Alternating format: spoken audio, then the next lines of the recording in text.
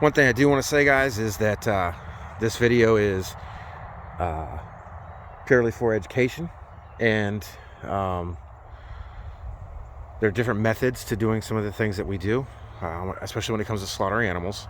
Um, if you have small children or you don't want to see, now I didn't film the actual killing of the bird. I only filmed the actual cleaning of the bird. However, if you are a person that does not want to see that, then I would not recommend this video for you. There's plenty of other videos that we have up that don't have that, and they are few and far in between when it comes to slaughtering the animals, because we raise them correctly, we let them live a good life.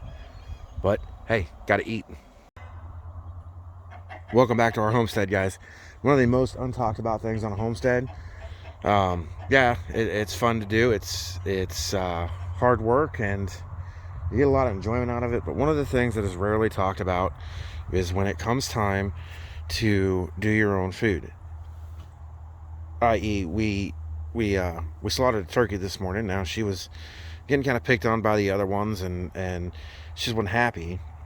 They go through a laying cycle. She was hogging the nest, and the other ones were just harassing her. So instead of watching her slowly get harassed, it was just time anyway. So we're having turkey for dinner tonight. Now, notice the wings there on that bird. Today I'm not going to use those wings for us to eat. What I am going to do is I'm going to boil them up and feed those wings to the pig. But whenever you do this, guys, remember, it's not an easy task. You've raised this animal, you've taken care of this animal so that this animal can feed you. And so that's what we're doing today. This animal is going to give back to us. And again, it's not easy to do. One thing I will tell you is, when you do this, if you decide to venture into this kind of a lifestyle, is that when you slaughter any bird, make sure that you don't feed them for 24 hours. Make sure that right after you slaughter them, you start to pluck, because plucking will be made easier if they're still, for lack of a better term, warm.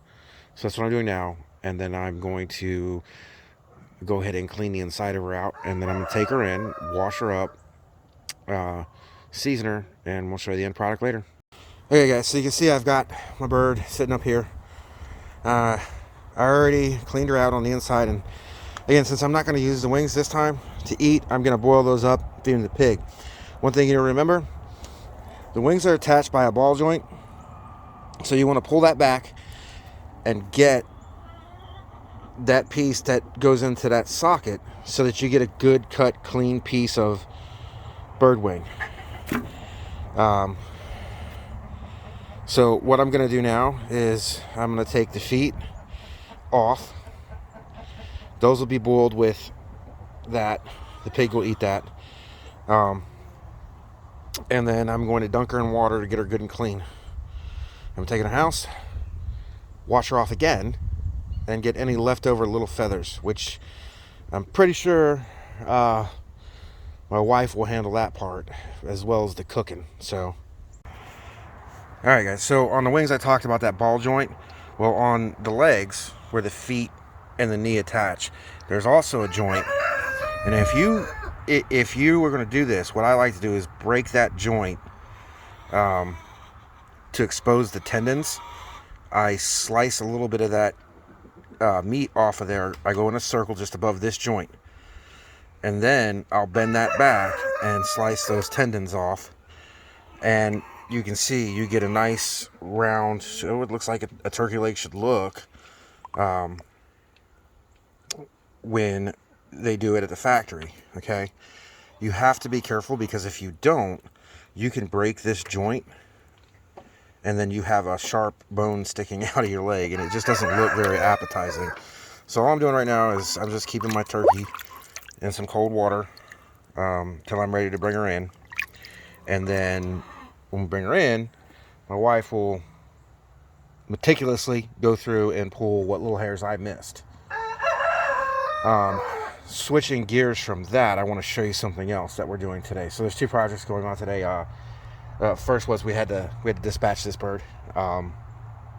It's not fun to do, and Again, nobody likes to talk about it and nobody likes to do it. It's part of life where if you're a meat eater, okay, they're raised so that you can eat them. It's not a fun task. It's not a clean task. And it shouldn't be. It should not be fun to do that. It should not be fun to take the life of one of your animals or anything. It just shouldn't. It is an evil necessary. It's evil, and not fun.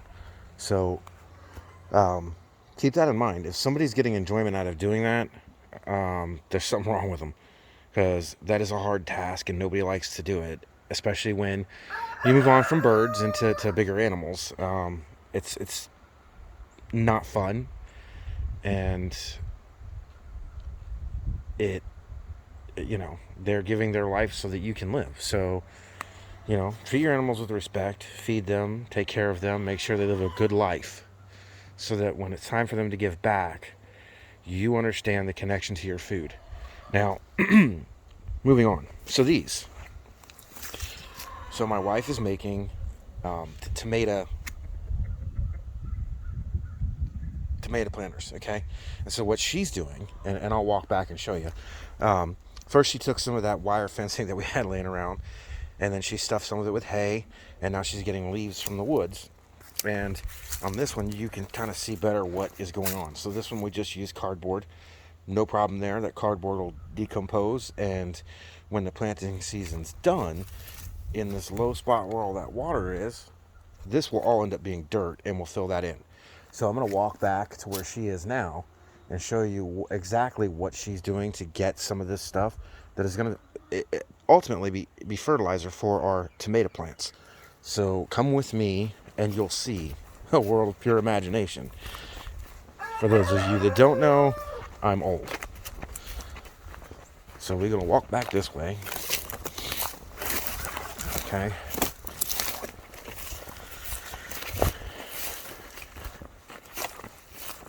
And what she's simply doing is taking all this nice dirt from the woods so that we don't have to go pay for it at Lowe's or Home Depot or Interstore. And she's taking that Lupo, and guys, I'm telling you, if you don't have one of those, you need to get one. She's just loosening that dirt up top. She's going to put it in here, and then she's going to truck it all the way back over where we just came from.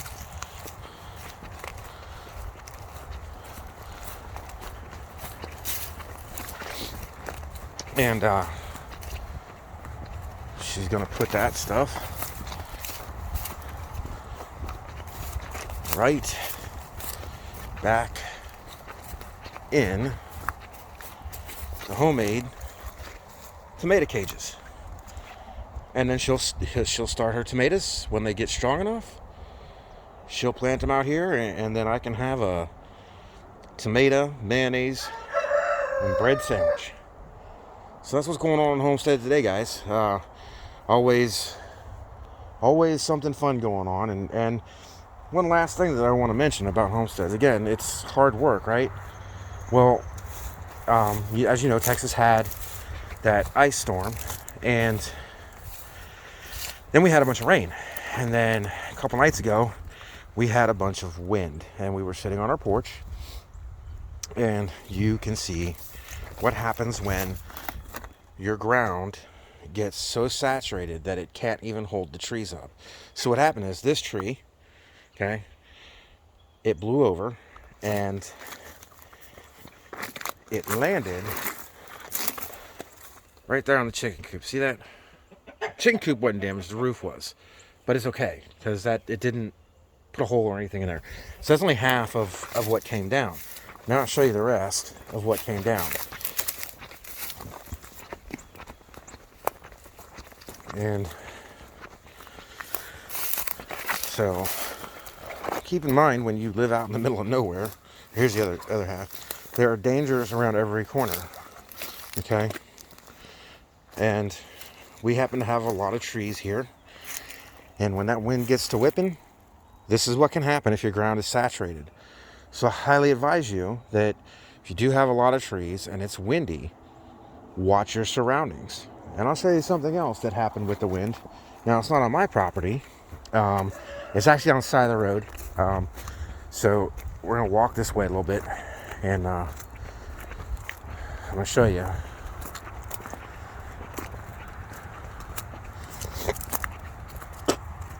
So you see way up there, I don't know if you can see that or not, but way down here, see that?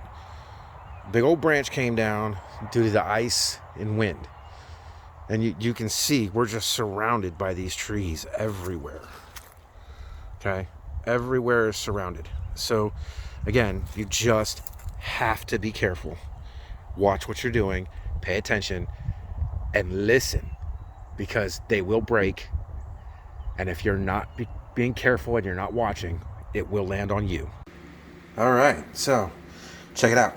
All that stuff, to include those wings and feet that I said we were not going to eat, have been put into this pot, which will be boiled and not go to waste. So this bird is giving back in more ways than one. It's going to feed us, and the pig will have a good slop later this evening. When you do this, you want to make sure that you're using every bit of the animal you can so it doesn't go to waste. The other thing that I would suggest is that when you are done actually slaughtering it all and you get it all in your pots or your pans or whatever you're going to cook it in, go back outside and clean your area up. The last thing that you want is a bunch of predators coming on your homestead, because then, you know, you don't want to have to, let's say a stray dog or a coyote. Coyote is probably a better term, comes up. Well, they pose a threat to not only you, but your kids as well. And out here we have a boar problem. So if you're attracting all those animals to your homestead, you're going to lose more animals than you can raise. So you want to make sure that you clean up your area. And what I mean is like, yeah, you can have a couple feathers laying around or whatever.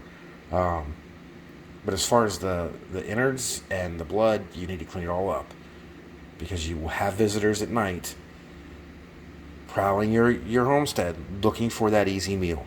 Don't make it easy for them. They stay away if you don't make it easy. Okay guys, I want to show you this again. So outside I had fresh water in there and I emptied it. And so what I did when I came in, I put that turkey in some cold water, just waiting for my wife to get done doing what she's doing, and she's going to come in and meticulously pick all those little feathers that I did not get. When she's done, I'm going to salt and pepper and get it ready to cook, and we'll have that for dinner.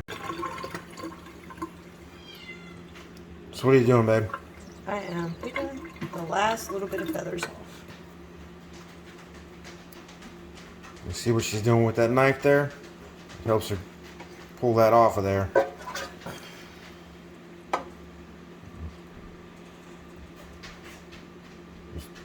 Just like that.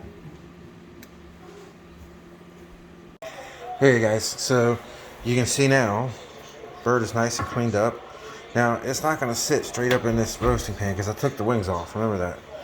This bird ended up being about 8 pounds for 3 people, not bad.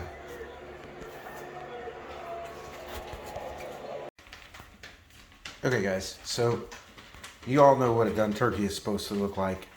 We're not going to go over that. That video was strictly educational as to how to prepare a turkey from the homestead to your table.